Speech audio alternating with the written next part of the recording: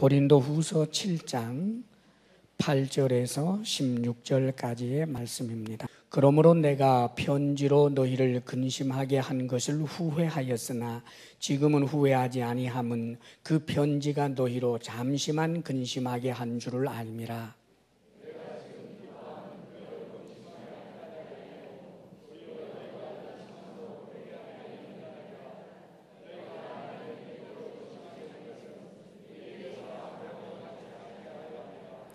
하나님의 뜻대로 하는 근심은 후회할 것이 없는 구원에 이르게 하는 회개를 이루는 것이요 세상 근심은 사망을 이루는 것이니라.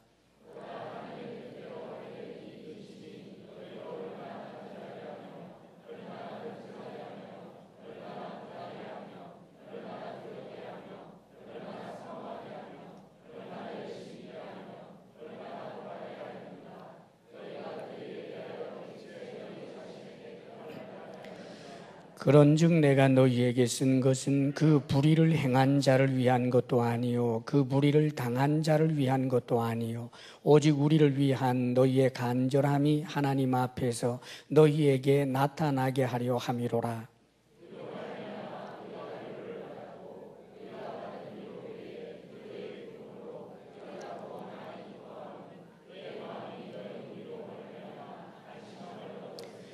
내가 그에게 너희를 위하여 자랑한 것이 있더라도 부끄럽지 아니하니 우리가 너희에게 이런 말이 다 참된 것 같이 디도 앞에서 우리가 자랑한 것도 참되게 되었도다.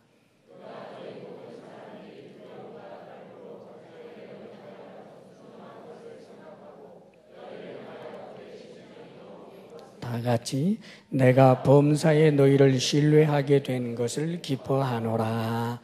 아멘. 우리가 일생을 사노라면 이런저런 이제 근심거리가 있지요. 인간 관계에 그런 근심도 있고 또 일터, 직장 이 문제로 또 근심하기도 하고 남편 때문에, 아내 때문에 혹은 자녀들 때문에 이런저런 근심이 있습니다. 그런데 사실 우리가 살다가 보면 뭐 근심이 없을 수 없지만 그러나 우리에게 유익한 근심이 있고 전혀 유익하지 못하고 오히려 우리에게 해만 되는 그런 근심도 있습니다. 오늘 성경에는 이 세상 근심 또 하나님의 뜻대로 하는 근심 그렇게 말씀해 주고 있습니다. 먼저 우리는 하지 않아야 될 근심이 있는데 가급적이면 이런 근심에서부터 벗어나야 되지요. 그것은 세상 근심입니다. 이 근심에 사로잡히면 결국은 멸망에 이르게 됩니다. 하나도 유익이 없고 결국은 그 근심의 끝은 멸망밖에 없는 그런 근심이 있지요. 그래서 이런 근심을 하지 않아야 되는데 세상 근심입니다. 어떤 것일까요? 그 첫째는 욕심으로 인한 근심이에요. 소유욕이라든지 정욕이라든지 명예욕이라든지 세상 사랑이라든지 이런 것 때문에 일어나는 근심이지요. 남들과 비교해서 상대적으로 내가 갖지 못했다라고 하는 사실 때문에 이제 근심에 사로잡힙니다. 뼈가 마르도록 근심하지만 유익이 없습니다. 또 그런 정욕 때문에 일어나는 근심들, 더 높은 지위를 얻고자 하지만 다른 사람이 나보다 더 높이 올라갔다라고 하는 생각 때문에 그를 향하여서는 질투하고 자기 자신을 스스로 괴롭히게 되는 이런 근심은 전혀 우리에게 유익이 되지를 못합니다. 성경에 보면 이 욕심으로 인한 근심으로 말미암아서 오히려 엄청난 해를 입게 된 그런 악한 사람들의 이야기가 여기저기 많이 기록이 되어 있어요. 그 대표적인 경우가 열왕기상 21장 4절에 보면 이렇게 기록해 줍니다. 아합이 근심하고 답답하여 왕궁으로 돌아와 침상에 누워 얼굴을 돌리고 식사를 아니하니 그래요. 아합이라고 하는 이스라엘 왕입니다. 그런데 왕인데 무슨 근심이 있어서 아예 그냥 자리에 누운 겁니다. 그리고는 식사조차 하지 않아요. 이 아합이라고 하는 사람은 하나님도 두려워하지 아니하는 못된 왕입니다. 그런데 도대체 이 왕이나 되고 제 멋대로 하는 이 사람이 무엇 때문에 이렇게 근심을 했을까? 그 근심의 이유를 알고 보면 여러분 참 기가 막힙니다. 이 아합 왕의 궁전 옆에 그 포도원이 하나 있었습니다. 나봇이라고 하는 사람의 포도원이 있었는데 궁전 옆에 있었거든요. 그런데 아합은 그 포도원을 볼 때 저게 포도원이 아니고 이 궁정 전용의 채소밭이었으면 좋겠다, 그런 생각을 하게 됩니다. 아마 채소 되게 좋아했나 봐요. 그래가지고 채소밭을 이제 갖고 싶은데 바로 궁정 옆에 있기를 원하는 거죠. 그래서 이 나봇이라고 하는 사람을 부릅니다. 그리고는 이제 협상을 하는 거지요. 자, 저 궁전 옆에 포도밭이 있는데 자네는 뭐 꼭 궁전 옆에 있어야 될 이유는 없잖아. 그러니까 아주 좋은 포도원을 줄게. 더 좋은 열매가 있는 아주 큰 포도밭을 내가 줄 테니까 그걸 받든지, 그렇지 않으면 돈으로 달라고 하면 내가 돈을 후하게 쳐줄 테니까 저 포도원 나를 주게 그랬습니다. 자, 그런데 이 나봇이라고 하는 이가 이렇게 말하는 거예요. 왕이여, 제가 왕에게 복종해야 되겠지만 그러나 이것은 하나님의 말씀을 따라 우리에게 주어진 기업이기 때문에 이 기업을 제가 임의로 팔 수가 없습니다. 양해해 주십시오 하고 거절을 하는 거예요. 이건 무슨 말이냐 하면 이스라엘이라고 하는 나라는 가나안 땅에 들어갈 때 지파별로 땅을 분배했습니다. 그리고 각 가문별로 땅을 분배해서 그 땅은 사거나 팔거나 해서는 안 되는 거예요. 혹 굉장한 어려움이 있어서 땅을 팔게 되는 일이 있다 할지라도 50년째 되는 희년이 되면은 원주인에게로 돌아가도록 되어 있단 말이지요. 자, 그러니까 하나님의 율법의 말씀에 충실하기 위해서 이 나봇이라고 하는 사람이 이것을 거절한 거란 말입니다. 자, 그래서 세상에 이 왕이 그냥 말하자면 수건으로 머리 찔끈 동여 매고 지금 누워서 밥도 안 먹고 있는 거지요. 근심입니다. 자, 그런데 적어도 왕이 돼서 하나님을 조금이라도 경외하는 사람이었다면 아마 이건 근심거리가 아니었을 겁니다. 참, 하나님, 내 백성 중에 저렇게 하나님을 섬기고 율법에 충실한 자가 있네요. 그렇게 생각하면 오히려 감사할 일일 텐데, 그런데 이 왕은 그런 믿음의 사람이 아니고 악한 사람입니다. 속이상에서 누워있는데 그의 아내 이세벨이 와서 이야기하는 거예요. 왕이여, 왕께서 왜 이렇게 누워 계십니까? 그러니까 이렇게 저렇게 여차저차 하다라고 이야기를 하니까 아휴, 왕이여, 염려 마십시오. 내가 해결하겠습니다. 그랬습니다. 어떻게 해결이 됐을까요? 이세벨이라고 하는 이 악한 왕후가 하나님을 잘 섬기기 때문에 그 포도원을 팔지 아니하는 주인 나봇을 하나님을 저주했다, 왕을 저주했다라고 하는 터무니없는 누명을 씌우고 가짜 증인들을 세워서는 그만 사형해버리고 말았습니다. 그리고는 그 포도원을 빼앗았지요. 사랑하는 여러분, 정욕에 따른 소유욕에 따른 이 근심의 결과는 이렇게 더 큰 악으로 전개되고 있는 것을 보게 됩니다. 돌이킬 수 없는 더 큰 죄로 치닫게 되는 거지요.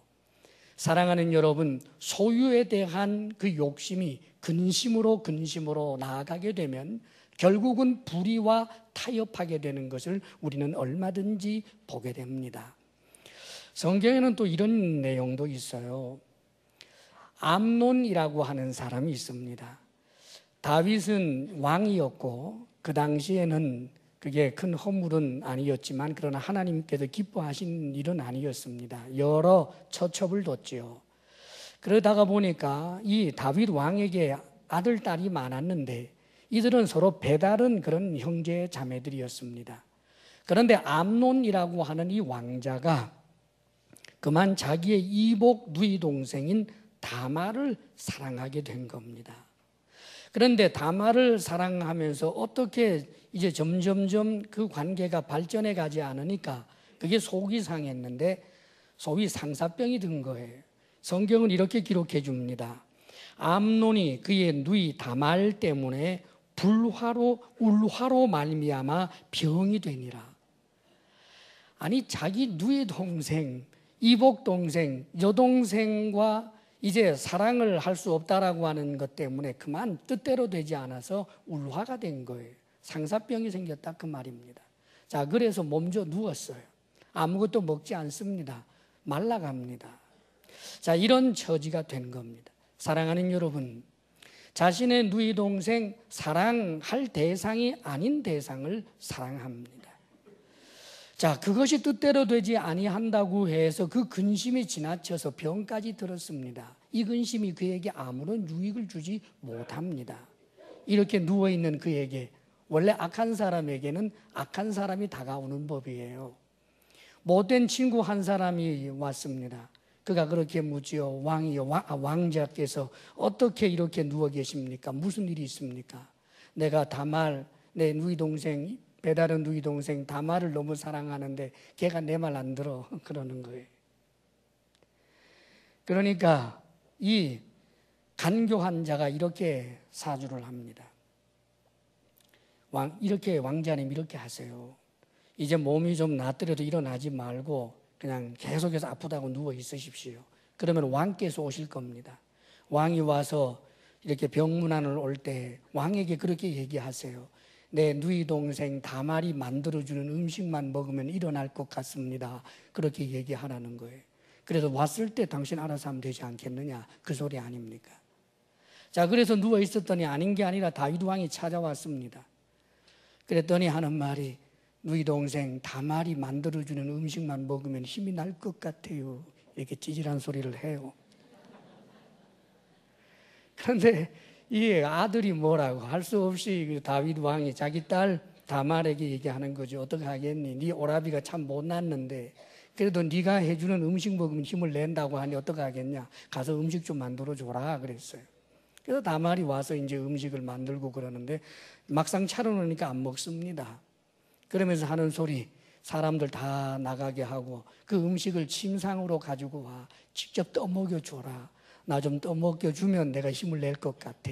그래서 다말이 음식 그릇 들고 입에다 떠넣어주기 위해서 다가갔더니 동침하자고 하는 거예요. 그때 다말이 말합니다. 이래서는 안 됩니다, 오라버니. 이것은 참으로 하나님 앞에 부끄러운 일입니다. 그리고 나를 수치스럽게 하는 겁니다. 이래서는 안 됩니다. 정저를 사랑하면 이복 동생이라고 할지라도 결혼하는 예가 있기는 있으니까 왕에게 말씀하시고 이래서는 안 됩니다. 그런데 그 말 듣지 않아요. 그리고는 강제로 하지 않아야 할 아주 악한 짓을 하고 말았습니다. 그런데 여러분, 기가 막힌 건 말이죠. 이렇게 그 정욕을 채우고 난 다음에 이 사람의 태도입니다.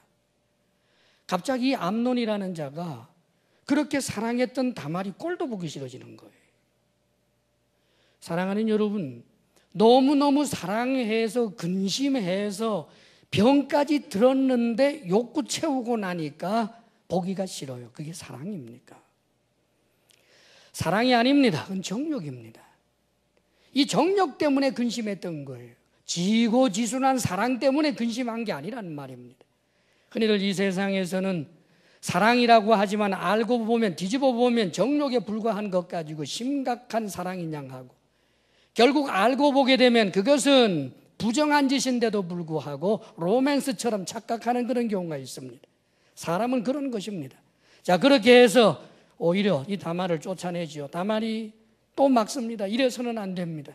이제 정말 잘못했지만 그래도 지금이라도 나를 책임져야 합니다. 왕에게 얘기해서 이제라도 결혼해야 합니다. 그러나 내쫓아버리고 말았습니다. 결국은 이 암논이라는 사람이 어떻게 되었느냐 하면 역시 이복 동생에게 칼에 맞아 죽었습니다. 사랑하는 여러분, 근심을 했지만, 뼈가 마르도록 근심을 했지만, 병져 눕도록 근심을 했지만 그 근심은 전혀 유익이 없습니다. 그것은 욕심으로 인한 근심이기 때문입니다. 우리는 우리의 근심의 현 주소를 보아야 합니다. 지금 내가 하고 있는 근심이 과연 바른 근심인가? 합당한 근심인가? 혹시 정욕에 의한 근심, 소유욕, 명예욕, 세상 것을 사랑하기 때문에 이렇게 끊임없이 근심하고 있는 것은 아닌가? 만일 그런 근심이라면 그 근심은 하면 할수록 나를 괴롭히고 해만 될 뿐 유익이 없는 것입니다. 이런 근심에서 빠져나올 수 있기를 바랍니다. 또 이 세상 근심해서 안 될 근심이 또 한 가지가 있습니다. 두 번째로 이런 근심은 믿음이 없기 때문에 깊어지는 근심입니다. 믿음이 없기 때문에 근심하는 거예요. 혹은 너무 적기 때문에, 믿음이 적어서 하는 근심 말입니다. 하나님께서는 우리에게 얼마나 많은 축복의 약속의 말씀들을 해주셨는지 모릅니다. 자, 약속의 말씀이 있습니다. 복되게 하는 말씀입니다. 그런데 그 좋은 약속의 말씀도 내가 믿지 아니하면 그것은 나에게 아무런 위로가 되지도 못하고 나에게 기쁨이 되지도 못합니다. 기뻐할 만한 수많은 약속을 주었지만 그 약속을 믿지 않는다면 내가 기뻐할 이유가 없는 거지요. 두려워하지 마라, 내가 너와 함께 함이니라. 그래도 계속 두렵습니다. 왜요? 함께 하겠다라고 하는 그 약속의 말씀이 믿어지지 않기 때문입니다. 내 미래에 대하여, 너의 미래에 대하여 하나님께서 보장해 주시겠다고 약속을 했습니다마는 계속해서 내일이 두렵고 모레가 두렵고 1년 후가 두렵습니다. 그래서 늘 근심합니다. 근심하지 않아도 되는데 믿음이 없기 때문에, 믿음이 너무 적어서 쓸데없이 자초해서 하는 그런 근심들이 있는 것입니다. 성경에 보면 시드기야라고 하는 왕이 있습니다. 이 시드기야라고 하는 왕은요, 유대 나라의 마지막 왕입니다. 자, 이 시드기야 시절에 지금 이제 바벨론이 아주 강성해져 있는 그런 때입니다. 바벨론이 그 중동 지역을 전부 복속시키고 있습니다. 예레미야 선지자가 분명히 하나님의 말씀을 전했습니다. 저 바벨론에 대항하지 말고 항복해야 합니다. 바벨론에 항복하게 되면 사람들이 포로로 잡혀간다 할지라도 나중에 70년 후에는 돌아오게 됩니다. 항복하게 되면 아무런 어려움이 없이 살 수 있습니다 라고 하나님의 말씀을 전했습니다. 그러나 많은 사람들 가운데 소수의 사람은 이 예레미야 선지자의 말씀을 듣고 항복하기도 하고 그랬습니다마는, 그러나 절대 다수의 사람들은 반대합니다. 싸워야 한다고 생각을 하는 거예요. 자, 그러면서 점점 이 바벨론에 의해서 사람들이 전쟁 중에서 포로가 되어서 잡혀가는 그런 일들이 계속해서 일어나게 되었는데, 시드기야가 왕이 된 이후에 정말 바벨론은 쳐들어왔습니다. 그래서 예루살렘 성을 에워쌌습니다. 다른 데는 다 빼앗겼습니다. 이 예루살렘 성만 남아 있습니다. 그런데도 불구하고 그 성을 지키면서 끝까지 싸워야 한다라고 그렇게 주장하는 사람들이 많았고, 시드기야 왕은 근심이 점점 깊어만 갑니다. 주전파들의 의견을 따라서 계속해서 항복하지 않고 버티기는 하지만 근심이 일어나는 거예요. 이러다가 성이 함락당하게 되면 내가 죽는 것 아닐까? 이러면 엄청난 일이 일어나는 것 아닐까? 너무나 두렵습니다. 그리고 예레미야 선지자가 했던 그 말도 기억이 납니다. 그래서 어느 날 사람을 비밀리에 보내서 예레미야를 오라고 했습니다. 주전파들의 눈이 두려워서 싸워야 한다라고, 목숨을 걸고 싸워야 한다라고 하는 그런 다른 신하들이 눈이 두려워서, 그래서 비밀리에 예레미야를 만납니다. 그리고는 시드기야 왕이 대면해서 묻습니다. 다시 한번 분명하게 말해보게. 하나님이 뭐라고 하시던가? 하나님께서는 항복하라고 하십니다. 항복하면 왕이요, 당신은 죽지 않습니다. 당신의 자녀들도 죽지 않습니다. 그리고 평안한 여생을 보내게 될 것입니다. 그러나 항복하지 않게 되면 왕이요, 왕도 죽고 왕의 자녀들도 죽게 됩니다. 하나님께서는 이 말씀을 분명히 저에게 주셨습니다 하고 다시 한번 확인해서 이야기합니다. 그러자 시드기야가 이러는 거예요. 내가 걱정이 있어. 내가 항복을 했다가 이미 항복한 사람들, 지금 포로로 잡혀가 있는 저 사람들, 그들에게 지금 이 바벨론 왕과 신하들이 그들에게 나를 넘겨주면 내가 굉장히 모욕을 당할까 봐 두려워. 그래서 선뜻 항복을 못하는 거예요. 주전파의 손을 들어줬었기 때문에 항복했던 사람들, 그들 정적을 만났을 때 망신을 당하고 괴롭힘을 당할까 봐 두려워서 항복을 못하는 거예요. 그래서 차일피일 근심하면서 보냅니다. 확실하게 주전도 아니었습니다. 이 사람은 그저 근심할 뿐입니다. 근심하면서도 하나님의 약속의 말씀을 믿지를 못합니다. 시간을 보내다가 그만 예루살렘 성은 함락되었고, 그리고 그는 붙잡혔습니다. 그리고는 그의 두 눈앞에서 자신의 자녀들이 처형을 당하는 것을 보게 됩니다. 뿐만 아니라 두 눈이 뽑히게 되고 쇠사슬에 칭칭 감겨서 가축처럼 바벨론까지 끌려가서 그리고는 비참하게 죽음을 맞이하게 되었습니다. 사랑하는 여러분, 믿었더라면, 하나님의 그 말씀을 믿었더라면, 그렇다면 본인도 죽지 아니하여 그 자신의 자녀들도 죽지 않았을 것입니다. 많이 근심했습니다마는, 그러나 그 근심은 믿음이 없기 때문에 일어난 근심이고 믿음이 적었기 때문에 일어난 근심입니다. 이것은 우리에게 유익이 되지를 못합니다. 우리는 하나님의 말씀, 예수 그리스도의 십자가의 사건을 복음이라고 말합니다. 복된 소식이라는 말이지요. 그러나 이 복된 소식을 받아들이지 않고 믿지 아니하는 자들에게는 복된 소식이 될 것도 없습니다. 우스갯 소리에 불과할 것입니다. 그러나 이 복된 소식을 복음으로 믿고 받아들이는 사람들에게는 참으로 복을 누릴 수 있는 복 중에 복이 되는 것입니다. 사랑하는 여러분, 믿음 있는 이들이 되시기를 바랍니다. 하나님의 약속의 말씀을 믿을 수 있기를 바랍니다. 그 믿음으로 말미암아 이제 근심하지 않아도 될 여러 가지 근심들에서부터 벗어날 수 있기를 주의 이름으로 축복합니다. 여러분. 그리고 또 한 가지 하지 않아야 할 근심이 있습니다. 세 번째 하지 않아야 할 이 근심은 회개에 이르지 않는 근심입니다. 죄 문제가 불거질 때가 있지요. 죄로 인하여 자책감이 들고 죄로 인하여 중압감이 들고 고통스러울 수 있습니다. 사실 죄를 짓고 그 죄를 미워하고 죄 때문에 애통하고 죄 때문에 양심의 가책을 받고 죄 때문에 후회하는 것, 해야 할 근심입니다. 그러나 여러분, 회개에 이르지 못한다면, 죄에 대해서 자책은 하는데 후회는 하는데 하나님께로 나아가 용서를 구하지 못하고 하나님의 사랑을 믿지 못하게 될 때 이런 자책은 아무런 유익이 없습니다. 가룟 유다는 자신이 지은 죄를 후회는 하였습니다마는 회개는 하지 않았습니다. 그 결국은 멸망이었습니다. 또 죄에 대해서 어떤 이들은 죄 그 자체를 회개하거나 아파하거나 애통해하는 것이 아니라 죄의 발각이 두려워서 근심하는 경우가 있습니다.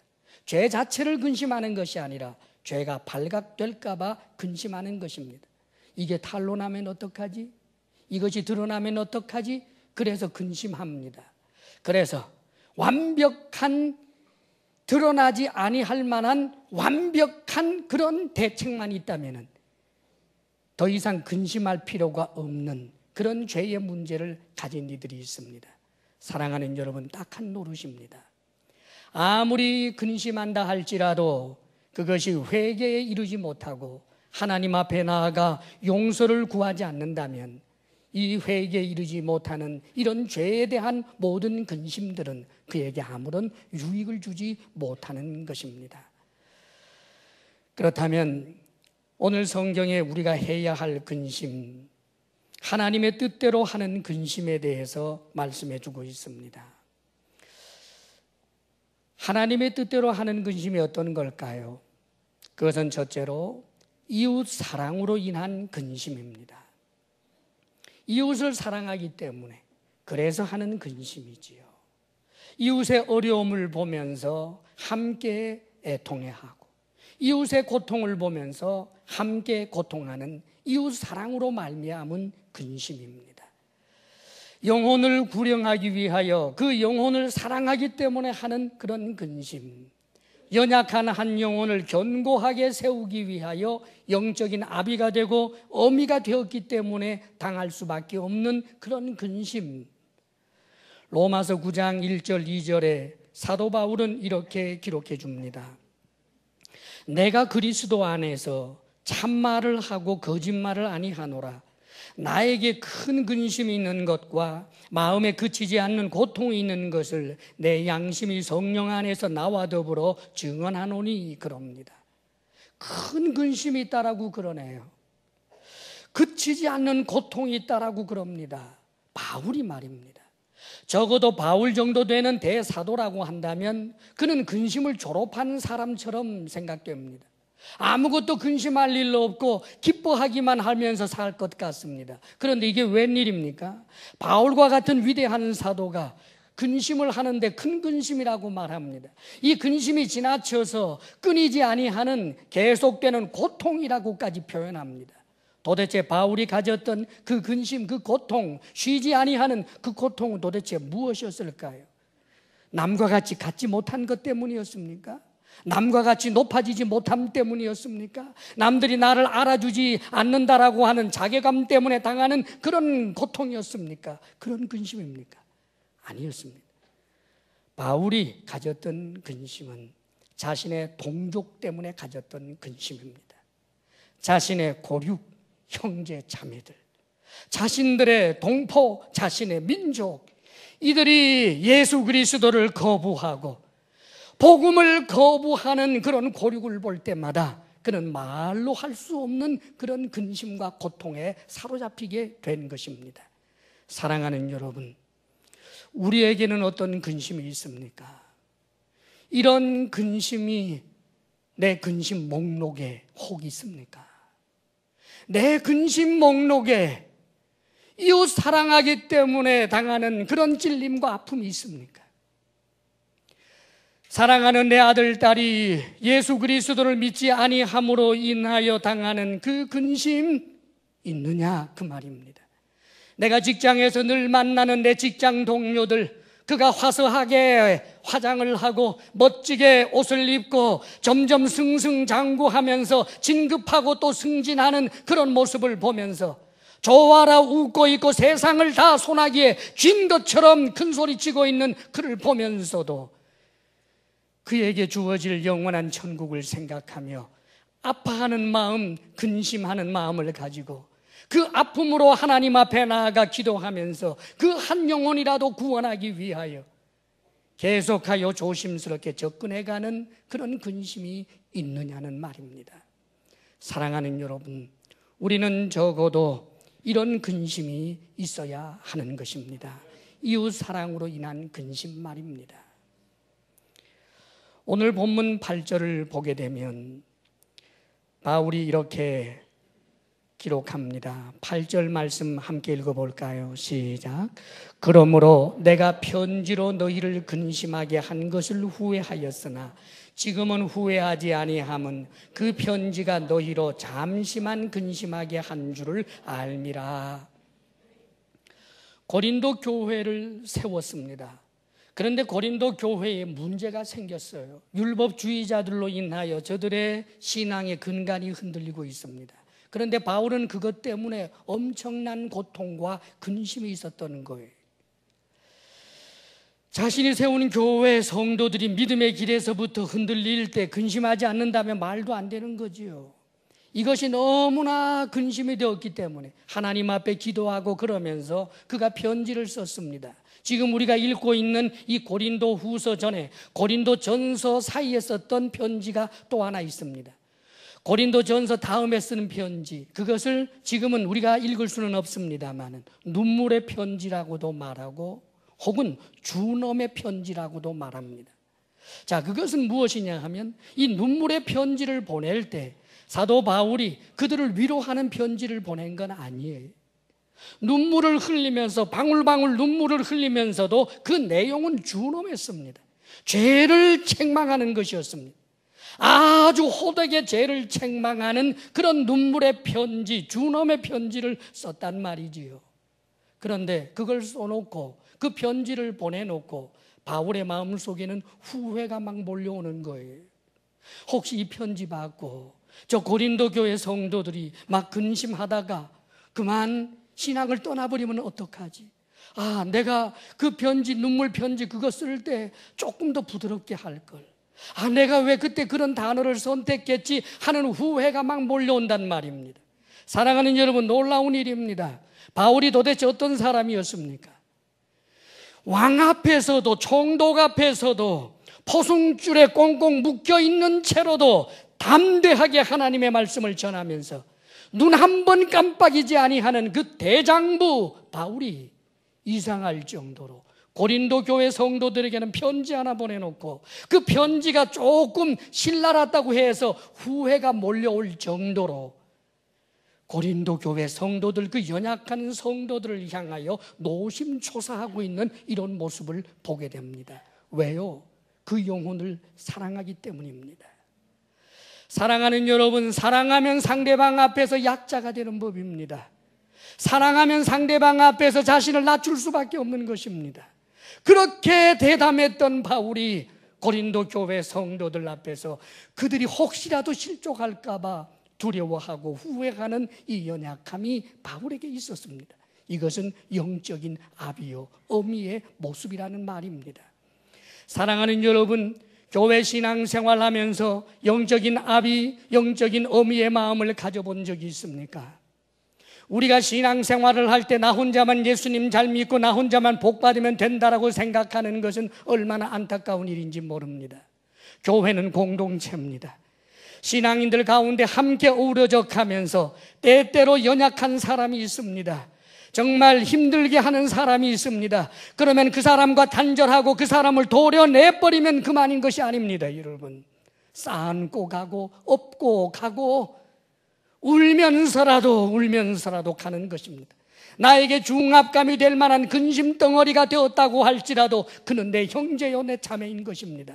그것이 영적 아비, 영적 어미의 마음인 것입니다. 성도를 위한 근심 해보신 적이 있습니까? 우리는 이런 근심을 할 줄 알아야 하는 것입니다. 저와 여러분 모두가 다 참으로 세상 근심이 아니라 한 영혼을 사랑하기 때문에 하는 근심, 복음을 전하기 위하여 영혼을 사랑하기 때문에 하는 근심, 한 영혼을 굳게 세우기 위하여 하는 근심에 참여할 수 있는 우리들 될 수 있기를 바랍니다. 그리고 또 한 가지 해야 할 근심, 하나님의 뜻대로 하는 근심은 죄에 관한 문제인데 회개를 이루는 근심을 말합니다. 우리 9절 말씀 읽어보겠습니다. 다 같이 시작. 내가 지금 기뻐함은 너희로 근심하게 한 까닭이 아니요 도리어 너희가 근심함으로 회개함에 이른 까닭이라. 너희가 하나님의 뜻대로 근심하게 된 것은 우리에게서 아무 해도 받지 않게 하려 함이라. 10절입니다. 다 같이. 하나님의 뜻대로 하는 근심은 후회할 것이 없는 구원에 이르게 하는 회개를 이루는 것이요 세상 근심은 사망을 이루는 것이니라.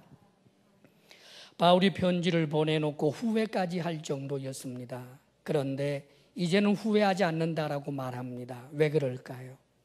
바울이 보낸 그 편지로 인하여 고린도 교회 성도들이 근심하였는데 그 근심으로 실족한 것이 아니라 그 근심으로 회개에 이르렀기 때문입니다. 그래서 이제는 바울이 기뻐한다라고 말합니다. 바울이 기뻐했던 이 근심, 이것은 회개에 이르는 근심이고 하나님의 뜻대로 하는 근심입니다.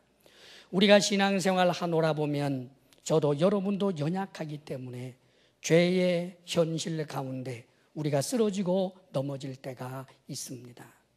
그런데 그 죄의 문제 앞에서 죄를 애통해하는 마음이 우리에게는 있어야 합니다.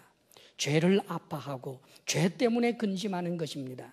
그러나 죄 때문에 근심하는 데서 그치는 것이 아니라 하나님 앞에 나아가고 회개할 수 있어야 하는 것입니다. 하나님의 용서를 믿고 그리할 때 오히려 그 근심은 우리를 구원에 이르게 할 뿐만 아니라 우리를 보다 더 성숙시키게 되는 유익한 근심이 되는 법입니다. 사랑하는 여러분, 때때로 선포되는 하나님의 말씀 가운데서 혹은 여러분들이 펼쳐놓고 읽는 성경 말씀 가운데서 혹은 여러분들이 찬양을 통하여 하나님 앞에 나아갈 때 때때로 죄의 문제가 지적될 때가 있습니다. 그럴 때 애통하며 하나님 앞으로 나아가며 회개에 이룰 수 있는 하나님의 사람들이 될 수 있기를 바랍니다. 오늘 말씀에 보게 되면 이 회개에 이르는 그런 근심, 하나님의 뜻대로 한 이 근심에는 이들에게 많은 유익이 있었습니다. 고린도 교회 성도들이 가졌던 그 유익들은 11절에서부터 16절까지 쭉 말씀해 주고 있는데 11절 말씀을 한번 읽어보겠습니다. 11절 다 같이 시작.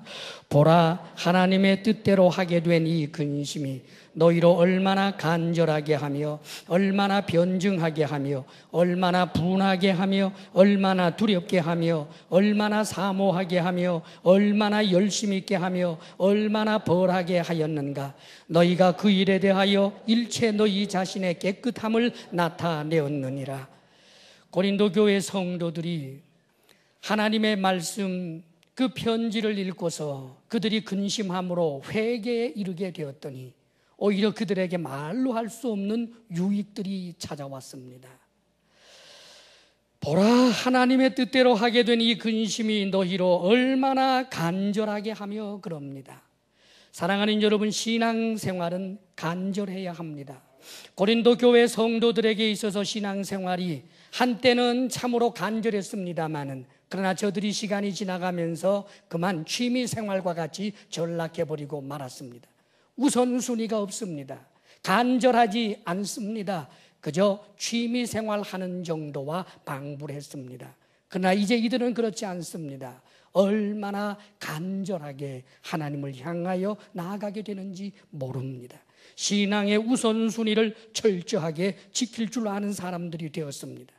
얼마나 변증하게 하며, 법정적 용어입니다. 변호한다는 말이지요. 지금 이들에게 사실 이단 사이비 사상이 들어왔고 율법주의가 들어왔습니다. 그런데 그 앞에서 이들은 자신들의 복음을 변증할 만한 능력이 없었던 사람들입니다. 그런데 이제 회개하고 난 그들은 자신들이 가지고 있는 복음이 얼마나 소중한지 이제 그 복음을 변증할 줄 알게 되었습니다. 이단을 향하여 잘못된 가르침에 대하여 당당하게 맞설 수 있는 그런 변증할 수 있는 사람이 되었다라고 하는 뜻입니다. 뿐만 아닙니다. 얼마나 분하게 하며 그렇습니다. 이제 이 분은 공의로운 분노입니다. 죄에 대한 분노입니다. 사람에 대한 분노가 아니고 죄에 대한 분노요, 죄를 지은 자기 자신에 대한 분노요, 악한 영에 대한 분노입니다. 사람을 미워하던 그런 분노 따위가 아니게 된 것입니다. 더더군다나 얼마나 두렵게 하며 하나님을 두려워할 줄 알게 된 것입니다. 사랑하는 여러분, 신앙의 깊이가 더해가면 하나님을 오히려 두려워할 줄 아는 사람이 되는 것입니다.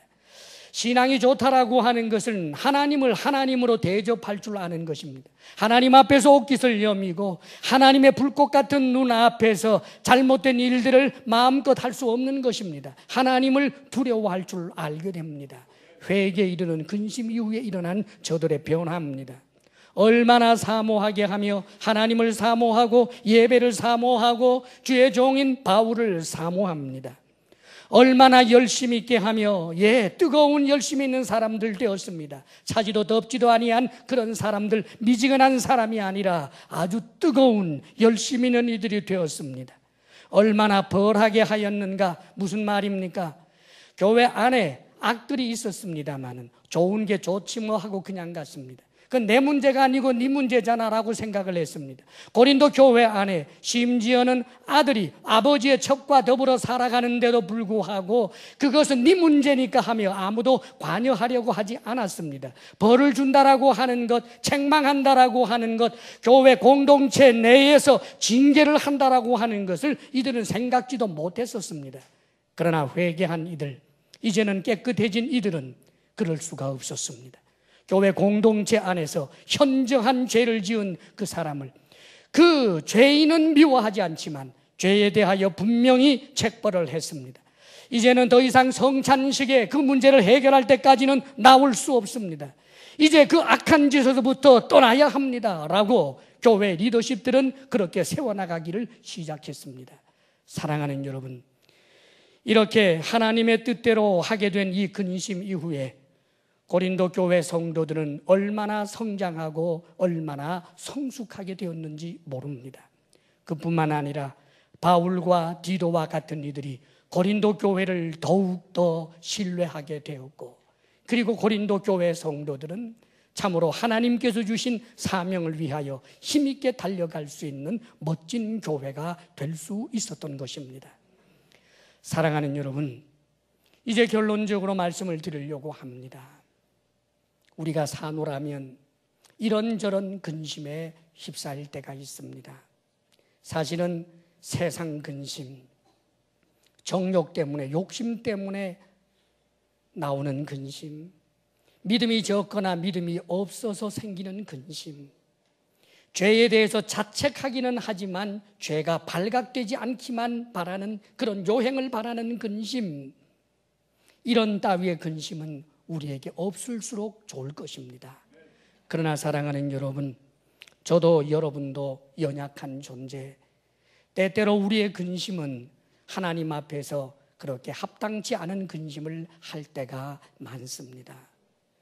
욕심에서부터 벗어나기를 원하지만 사실은 욕심 때문에 알고 보면 근심하고, 내가 믿음이 너무나 적기 때문에 근심하지 않아도 될 것을 가지고 근심하는 우리의 수준, 우리의 부끄러움이 사실은 있습니다. 사랑하는 여러분, 때때로 우리가 하지 않아야 할 근심을 하고 있다 할지라도 그것이 내 수준이라면 그 상태 그대로 주님 앞으로 나올 수 있기를 바랍니다. 주님 앞에 나의 이 부족한 근심을 가지고 나아가며 하나님, 나를 긍휼히 여기소서, 나를 도와주옵소서 하고 주님 앞에 나아가면 어느덧 하나님께서 우리에게 역사하시고 도와주시사 잘못된 근심에서부터 점점점 벗어날 수 있을 뿐만 아니라 오히려 이제는 참으로 하나님의 뜻대로 하는 근심에만 사로잡히고, 그리하여 정말 거룩한 하나님의 사람으로 더욱더 성숙하게 될 것입니다. 사랑하는 여러분, 여러분들에게 있는 근심이 어떤 것입니까? 하나님께로 나아가기를 바랍니다. 하나님의 도우심을 구하기를 바랍니다. 어떤 경우에도 하나님 앞에 나아가는 그 자리를 단절해서는 안 됩니다. 목숨을 걸고 예배 자리에 나오며 찬양을 통해 하나님께 나아갑니다. 하나님 앞에 선포되는 그 말씀을 붙들고 하나님께로 나아갑니다. 기도의 자리로 나아갑니다. 근심하며 근심뿐이라면 근심의 마지막은 가장 비참밖에 없지만, 그러나 그 근심을 가지고 하나님께 나아가고 또 나아가노라면 잘못된 근심은 바로된 근심으로 바뀌고, 근심의 문제를 해결할 수 있도록 하나님께서 내게 믿음을 더하여 주실 뿐만 아니라 보다 더 뜻있는 근심, 영원한 하늘나라에서 상 받기에 합당한 영적 아비가 되고 어미가 되는 그런 근심만이 우리에게 남게 될 것입니다. 그리하여 우리가 걷는 좁은 길 저 끝에서 우리는 우리를 사랑하시는 주님을 큰 칭찬과 더불어 만나게 될 것입니다. 주님 앞에 성숙한 믿음의 사람으로 계속하여 결단하며 나아가는 주의 사람들이 되시기를 주의 이름으로 축원합니다. 기도하겠습니다. 이제 이 시간 간절히 결단하며 기도하기를 원합니다. 무엇으로 근심합니까? 무엇 때문에 근심합니까? 욕심 때문에 근심합니까? 믿음이 너무 적어서 근심합니까? 죄 문제를 돌이키지 않고 발각될까 봐만 근심하고 있습니까? 사랑하는 여러분, 이런 근심에서 우리 떠나가야 하겠습니다. 때때로 우리의 삶에 내가 연약해서 하지 않아야 될 근심을 한다 할지라도 하나님께로 나아가십시다. 그리고 이제는 하나님의 뜻대로만 하는 근심, 이웃사랑을 때문에 회개를 이루기 위하여 하는 그런 근심의 사람으로 아버지 하나님, 나를 변화시켜 주옵소서. 주님 앞에 간절히 결단하며 기도하겠습니다. 여러분, 아버지 하나님, 참으로 우리의 믿음 없음을, 우리의 믿음의 연약함을 긍휼히 여기소서. 복된 약속의 말씀이 그렇게도 많지만 말씀으로 위로받지 못하고 말씀으로 힘을 얻지 못했던 우리의 연약함을 긍휼히 여기소서.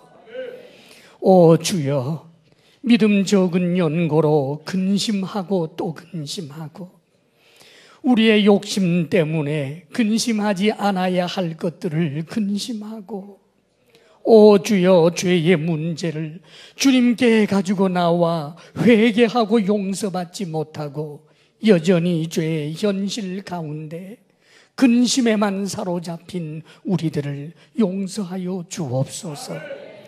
오 주 하나님, 이 모든 세상 근심에서 벗어나게 하시며 우리에게 근심이 있다면 하나님을 위해서, 복음을 위해서, 이웃을 사랑하기 때문에 갖는 근심만 있게 하여 주옵소서. 오 주여, 연약한 이를 보며 근심하고 믿지 아니하는 일을 보며 근심하며 눈물로 주님 앞으로 나아가는 우리들 되게 하여 주옵소서. 사랑이신 아버지, 하나님께서 우리에게 주신 은혜를 우리가 무엇으로 다 표현하겠습니까? 다만 감사함으로 우리가 주님께서 주신 예물을 거룩하게 구별하여 하나님 앞에 정직한 11조로 힘을 다하여 드리는 감사로 하나님을 하나님 되게 구별하여 드리는 주정 헌금으로 선교 헌금과 구제로 올려드리오니, 아버지, 비록 작은 것 변변치 않지만 아버지 하나님, 우리가 편손을 부끄럽게 마옵시고 이 예물을 받아 주시옵소서. 오 하나님, 주의 사랑하는 성도들이 오직 하나님께로만 받고자 결심하게 하시사 주 안에서 성실하게 일하며 분복을 누리게 하여 주옵소서. 주님 앞에서 성실하게 일할 때, 그의 나라와 그의 의를 먼저 구할 때 아버지여, 저들의 필요를 넘치도록 채워 주옵소서. 주의 사랑하는 주의 백성들 건강의 복을 주옵소서. 마음의 평강을 주옵소서. 부부사랑 돈독하게 하여 주옵소서. 선물로 주신 우리의 자녀들 주님 안에서 잘 되게 하여 주옵소서. 이제는 우리 주 예수 그리스도의 크신 은혜와 하나님 아버지 한없는 사랑과 성령의 교통하심과 충만케 하심이 세상 근심 버리고 이제는 주님께서 기뻐하시는 뜻대로 합당한 근심 이외에는 근심치 않겠나이다. 하나님께로 나아가겠나이다. 결단하며 나아가는 사랑하는 모든 성도들 위해 이제로부터 영원토록 함께 하시기를 간절히 축원하옵나이다.